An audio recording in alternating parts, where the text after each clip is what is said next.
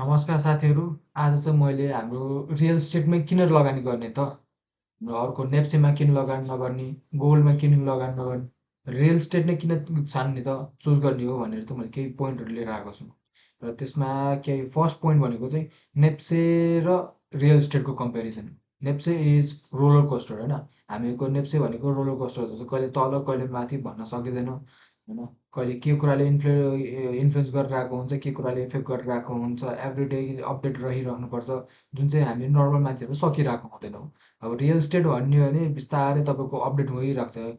Slow escalator भनौँ न, बिस्तारै जान्छ, एकचोटि जाँदैन तपाईँको होइन, तर राम्रै प्रफिट दिन्छ।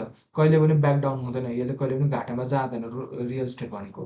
अब गोल्डको प्राइस कुरा गर्नुहुन्छ भने तपाईँ गोल्डमा जानुहोस्। Gold price is decided in New York and Dubai, not in Kathmandu. हामीहरूको नेपालमा डिसाइड हुँदैन यो। काठमाडौँ नेपाल हुनुपर्ने, काठमाडौँ भयो चाहिँ केही छैन, ठिकै छ। तर हामीहरूको गोल्ड प्राइस भनेको बाहिर कन्ट्रीले मात्रै, बाहिर कन्ट्रीबाट इन्फ्लुएन्स हुन्छ क्या।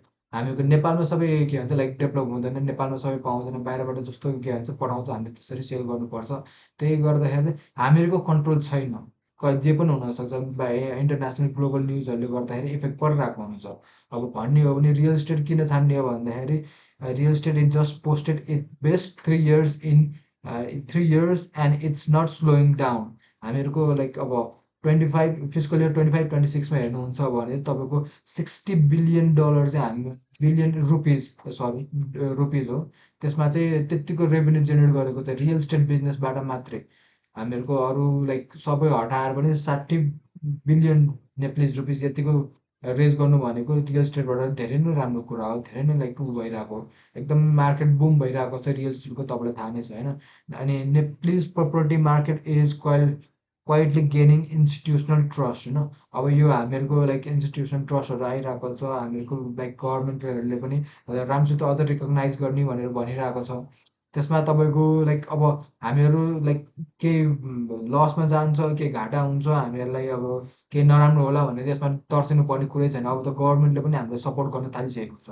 अब Kathmandu land price having a bottom out and are climbing back भनेपछि अब हामीहरूको जुन चाहिँ 2023बाट बिस्तारै 2025मा के भन्छ लाइक घटिरहेको थियो प्राइसहरू, तर अब चाहिँ 25 र 26को फिजिकल इयरमा चाहिँ हामीहरूको चाहिँ बिस्तारै अब माथि आइरहेको छ, अपलिफ्ट भइरहेको छ। हामीहरूको लाइक ल्यान्डहरू धेरै सेल हुन थालिसकेको छ, प्राइसहरू हाई हुँदै गइरहेको छ। हामीहरू त्यसमा तर्सिनु पर्ने केही कुरै छैन। अब बिस्तारै हामीले अहिले पनि तपाईँले लगानी गर्नु भएन रियल इस्टेटमा भने चाहिँ धेरै नै घाटा पर्न सक्छ इन फ्युचर है त गाइस। तपाईँ पनि समयमै सम्झिनु र हामीलाई यस्तै के भन्छ लाइक के भन्छ सस्तोमा राम्रो जग्गाको लागि भनेर चाहिँ तपाईँ प्लिज हामीलाई कन्ट्याक्ट गर्नु होला, हामीलाई याद गर्न सक्नुहुन्छ।